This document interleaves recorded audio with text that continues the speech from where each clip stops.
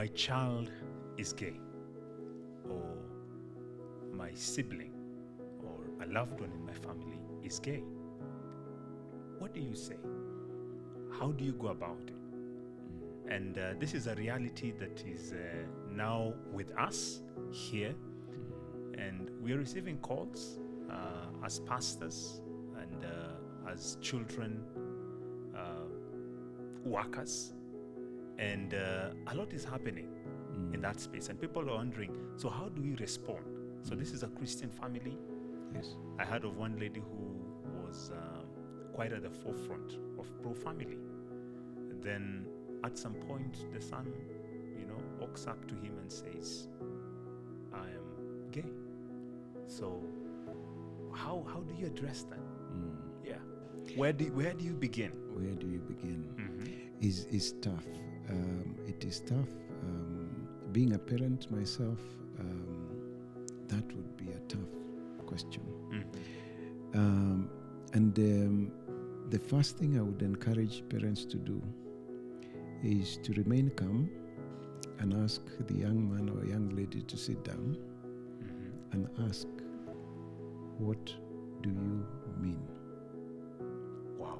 What do you mean? What do you mean? Because terminologies have been used, they have been defined by those who use them. But when you interrogate them, then it's very hard to know whether we are speaking the same language. Let me give you an example of homosexual. Okay? Now, if a homosexual is somebody who is attracted to people of the same sex, what do you call a person who is engaging in same-sex activity?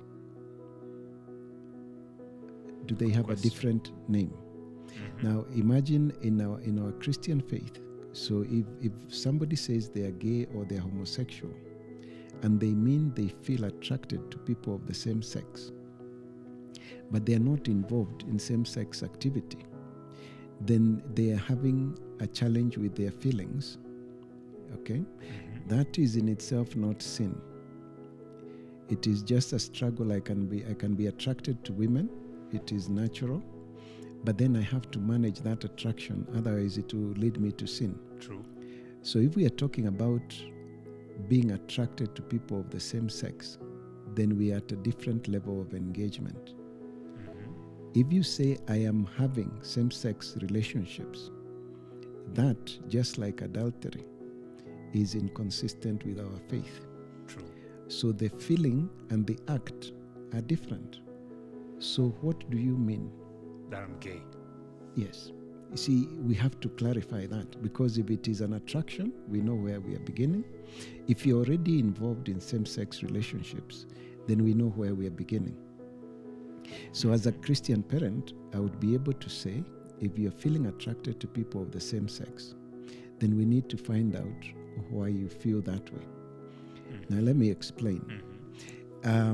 Is there value in sexual attraction? So is sexual attraction valuable to the community? Now, sexual attraction of the opposite sex is extremely valuable, because that is what drives us to look for spouses. Yes, and procreate and Just grow the family. before we reach procreation, just the attraction means that if I'm attracted to women, then chances are that I would want to get married and have children. Yes. So the attraction is extremely valuable, and it is designed by nature to help me find or attract a mate. All right?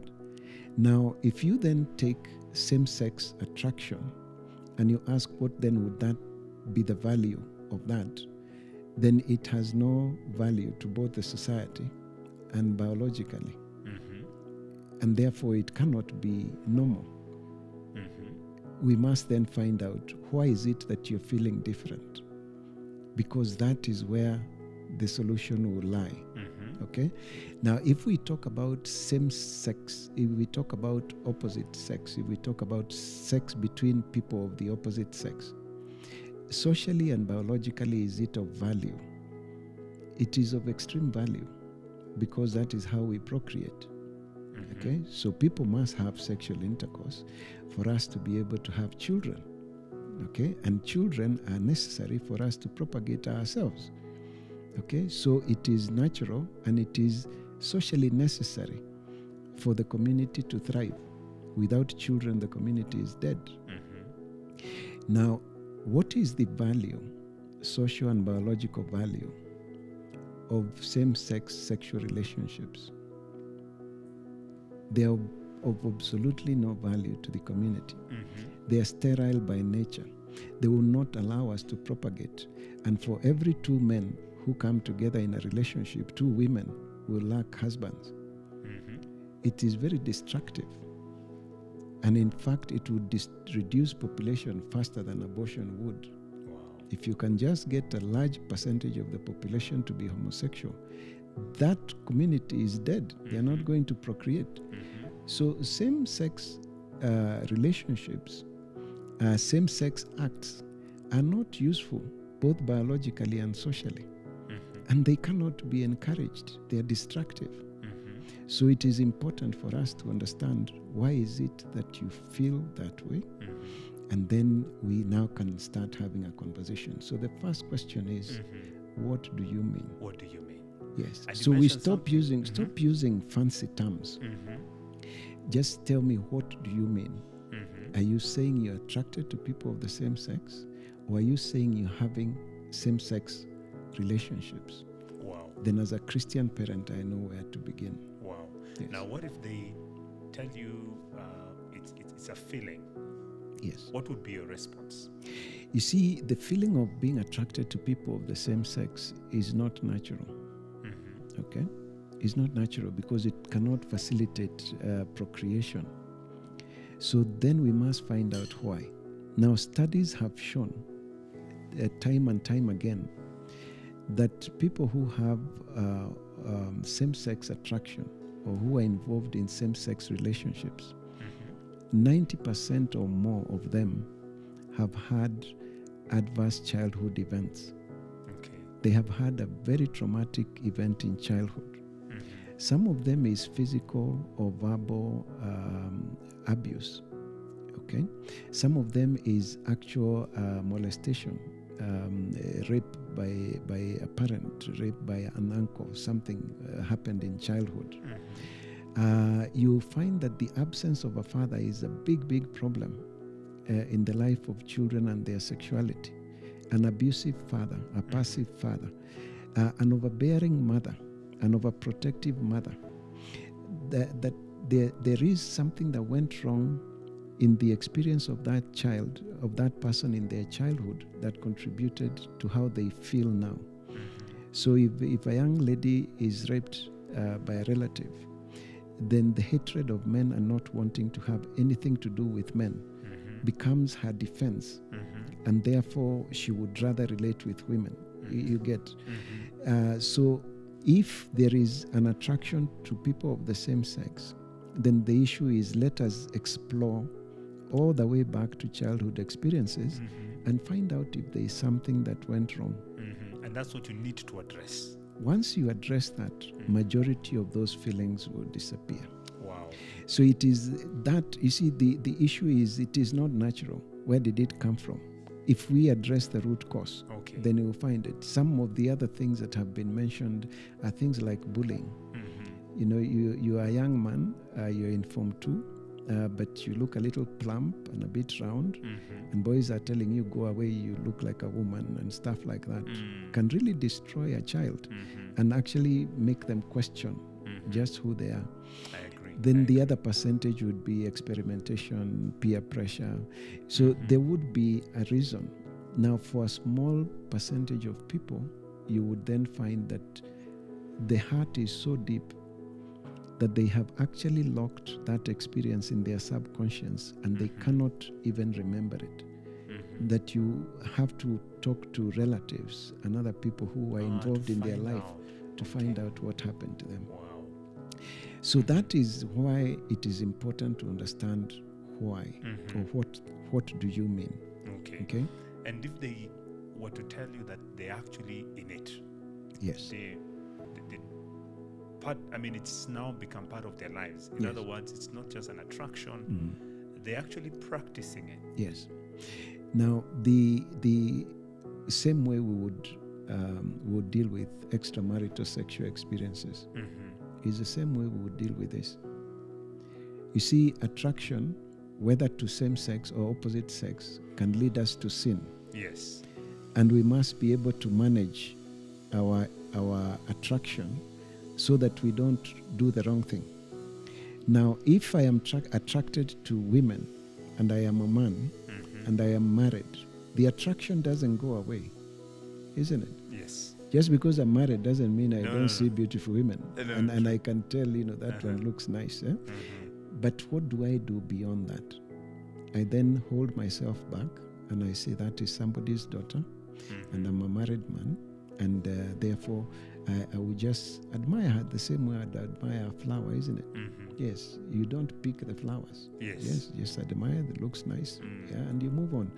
Now, the same way, our brothers and sisters, our children who are experiencing same-sex attraction would need to understand that if you get involved in same-sex relationships, you're still having sexual relationships outside of the marriage bond. And therefore it is illicit. So in our faith, then it is not the right thing to do. Okay? So first we need to pull back, come back and sort out our relationship with Christ. And then from there, go back to the first question. Why is it that you feel like this? Okay? And then go to the history and have a specialist explore for early childhood adverse events. And again, we may be able to bring them to healing. Yes. For those where those attractions don't go, then they would be able to live a life that is celibate, just like anybody else. That I am living with this challenge, this is my cross, and this is how I feel, but I will not actively get engaged because I understand it is not the right thing to do. Yes. Awesome. And I feel that's quite really helpful. As you've said, we have alternatives, Yes. we have options to explore. And deep down, I like what you mentioned on the issue of the relationship with God. Yes. Their relationship with God. Yes. And allow me to say this, because there are some parents who wonder, so do they come out as judgmental, or is it an opportunity for one to show love, extend love to them? Because as you've pointed out, it's a symptom. So if a person has crossed that boundary, it's a symptom that somehow there's something which is wrong, Yes. emanating from the root cause, as you've rightfully put it across. But how do you communicate that bit to them? Because we've had instances where some parents have really come out very strongly. Some families go ahead and even hold a kamkunji, and before long, that person disappears. What we need to understand as parents is that the world has offered these children an alternative. There is somebody out there who is telling them it is normal. There is somebody out there who is giving them money to live that lifestyle. There is a whole group of people who are willing to support them in what they are feeling and to say it is normal. The minute you come out tough and rough and you chase this child out of your life, they will find another place to go and they will be received there. And instead of being helped to resolve, they will be affirmed and actually become hardcore believers of that philosophy. So it is very important for us to ask ourselves, what are we interested in as parents? Are we interested in the healing of our child, or are we interested in destroying that child? So there is no place whatsoever for being rough with these children, the same way you would treat anybody else who is unwell. Think about the transgender, so-called. Yes. I am a woman trapped in a man's body. All right? Now, that person is not in touch with reality. They are actually delusional. by the time I am a man and I am saying I am not a man, I am a woman, you're not supposed to laugh and clap. You're supposed to call my family and tell them I'm unwell. Wow. Isn't it? True. Whatever I'm saying is not factual. Yes, that person is delusional. In other words, they're simply expressing that they have a problem within. Yes. That needs to be addressed. Is the treatment to the person who is unwell one of expelling them and sending them away from home? No. You don't do that. If I say I am a man and I am attracted to men, and sexual attraction is supposed to help us procreate, then I am delusional. That I would find a man as a potential mate, somebody with whom to have a sexual relationship with, and this cannot help me to procreate. I am delusional. There is something very, very wrong with me. You don't clap, you don't cheer, you understand I am unwell. And that is how we must approach the children. Wow. Because deep inside they're hurting. This is just an expression. And if we work hard enough, and where we can't do it ourselves, we consult experts who are psychologists. Just explore for early childhood events, adverse events, and we'll be able to rescue our children. Wow. Yes. And just to the point you've highlighted, this whole issue of people coming out as delusional. I'm wondering, and why is it that, and it's happening. It's happening. Even here, right here. I mean, that category of persons are being celebrated. I don't know what your take would be, even just with the term LGBTQ, and now we have I, which it will also be helpful just for you to bring in your thinking on the same. But it's now a brand, and people are now coming out confidently and saying, I am gay, I'm lesbian and stuff. Yes. Again, we go back to history, and you understand, you're in the media industry. For you to push an agenda in the media, especially the commercial one, you need money. All right? So if there is a movie coming from Hollywood, and in that movie there is a gay person, and they're actually the best person in the movie, they are adorable, they are handsome, they are all these things, the main character, and towards the end of the movie they say they are gay. All right? Somebody is sending a message. Who is this who funded this movie? And why is it so important to change the attitude of people towards this sexual behavior? If you think about it, there is an agenda, and there is somebody who is pushing and normalizing same-sex relationships. And what would be the final benefit? And again, it will go back to, it is a most effective tool of population reduction. Now, you talk like that and people look surprised. But what do you expect if half your population is having sexual relations with people of the same sex? There will be no children. Wow. All right? Now, not only will there not be children, there are so many other medical issues that come. You see, the mouth and the anus are part of the digestive system. They were not created for sexual activity. So the minute you use them for sexual activity, you increase things like HIV, the spread of HIV. The highest rate of HIV spread is among people who are engaged in same-sex relationships. They have the highest rate of STIs. They have the highest rate of depression. They have the highest rate of intimate partner violence. All the wrong things. Wow, so it's opening up way more you open up destructive issues. A lot of destructive issues. We have some young men who have lost their anus sphincters. The anus gives way and they cannot control their stool anymore. Walking around with diapers. Walking around in diapers. It is crazy. For you to imagine somebody would sponsor this, I mean, it must be the most evil agenda that you can imagine. So even without going there, then the question would be, is my child ready to live this kind of lifestyle? That there is somebody out there that is willing to embrace them and affirm them. I must be real to that fact. But that they're delusional, I must keep that in mind and seek to help them to find the problem. Now, the political agenda has gone to the point where the American Psychiatric Society removed homosexuality from the definition of mental illness. Okay. So now mental illness is, homosexuality is no longer considered a mental illness.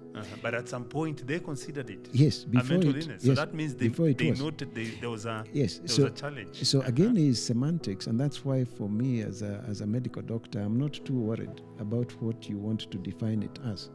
All I want to know is if a man says he's a woman, then that person is delusional. If a man sees another man attractive as a sexual mate, that person is delusional. So whether you change the definition or not, it doesn't change the underlying condition we are dealing with. So in the issue about LGBTQ, remember that there is nothing like an LGBTQ community. I like that. There is nothing like There is nothing like an LGBTQ LGBTQ community. What we have is a group of our brothers and sisters who have delusion, who are being sponsored and being paid money to push an agenda that is beyond them. And they have no idea. They have no the idea. end game. Yes.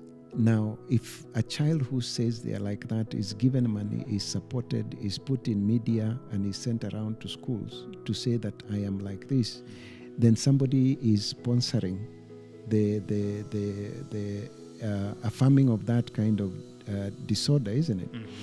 And we must ask why. What is his interest? Why don't you want these people to get better? Why don't you want them to have families of their own? So that's the thing. So there is nothing like an LGBTQ person. Yes, if lesbian is how somebody feels, gay is how somebody feels, transgender is how somebody feels, then we have a group of people who have feelings that are not consistent with the rest of us. You can't call them a community. They are human beings like you and me who are unwell.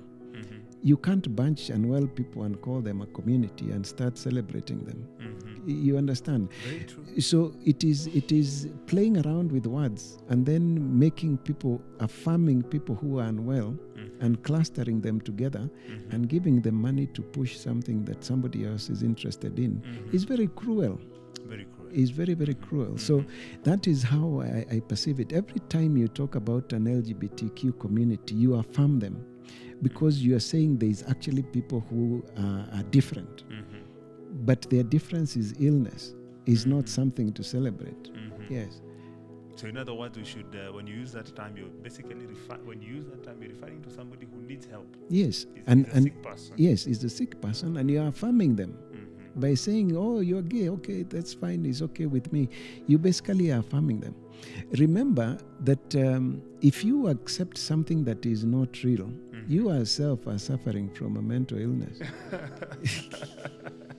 That's a nice one. Yes. If you're accepting something that is not real, Yes. So you yourself. yes, so there is a person who is saying, I'm a woman trapped in a man's body. Yeah. They are unwell, they are suffering delusion. Then you come. If you come and you accept and you actually call them a woman, then you yourself have something called dissonance, cognitive dissonance, which is a mental illness. Yes. So we must know what the reality is and affirm the truth. And we affirm the truth in love, so that it's a very sensitive subject. It must not look like we are making fun, and it must be clear that we are willing to support our children who are experiencing this to go through a therapy and find out why it is that they are feeling the way they are feeling. Amazing. And I love what you said, affirming them in love. Affirming the truth in love. Yes, we affirm the truth. Yes, we must never affirm the children. Don't affirm the child in terms of his behavior. No. But affirm the truth. Yes. But do it in love. In love, yes. In love. Yes. And I believe there are, there are places where people can go for help. You know. Yes, actually, any psychologist who is properly trained, clinical psychologists, they all know about exploring for early adverse childhood events. There is a whole criteria that is used. And any child who is feeling like that, who is taken to a clinical psychologist, and they do their review of early childhood adverse events, would be able to give a score to the child and be able to now start, once it is confirmed there is a problem, then it is possible for one to work with that child. So I have two clients who I remember who have come because of this challenge. And one of them was a 19-year-old boy. His father started sexually assaulting him when he was the age of 6. Sad. And by the time he was 8, 9, he had started experiencing pleasure from this activity and would actually solicit for it. And by the time he was about 12 years old, his father decided it is wrong and it's going to stop. Now, the understanding of the child was that if it is my father doing this to me, it must be okay. It must be okay. And this is your own father. Yes. And now that he has refused and I want, then he has rejected me. He no longer loves me. That was the understanding of the 13-year-old. My father no longer loves me. My father no longer wants me. And because of his desire, then he goes to the street and he becomes a male prostitute. And it is not until he passed through some place where there is a rescue center, a Christian rescue center, and entered and had a word with the bishop in that center, who then understood the challenges and sent him over to me.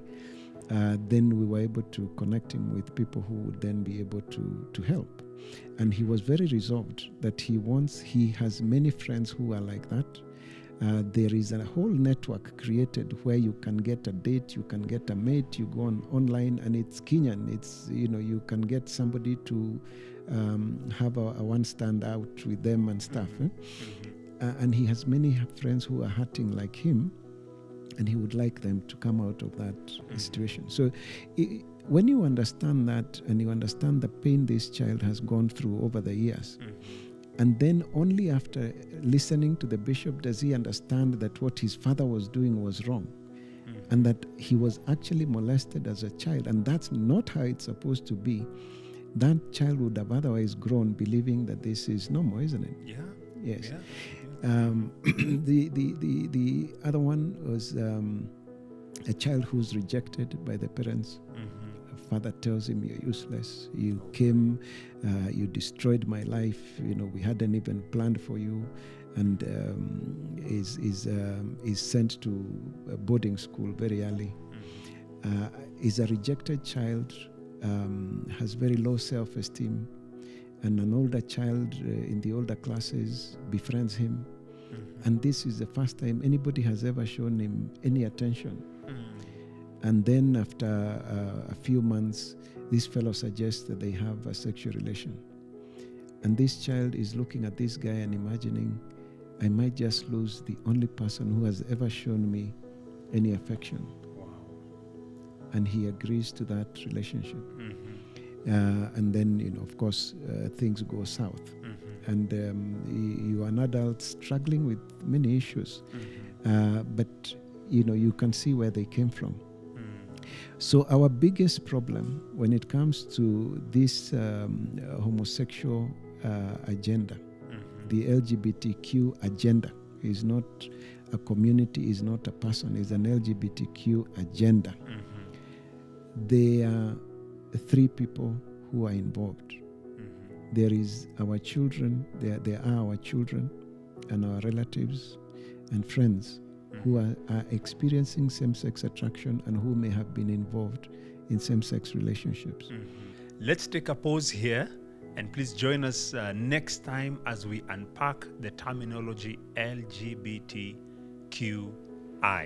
And also, don't forget to comment. Feel free to ask any question and be part and parcel of this conversation. Go ahead also and like, subscribe as we continue giving out content that is Christ-like and just out to mold you and shape you as a child of God. The Lord bless you.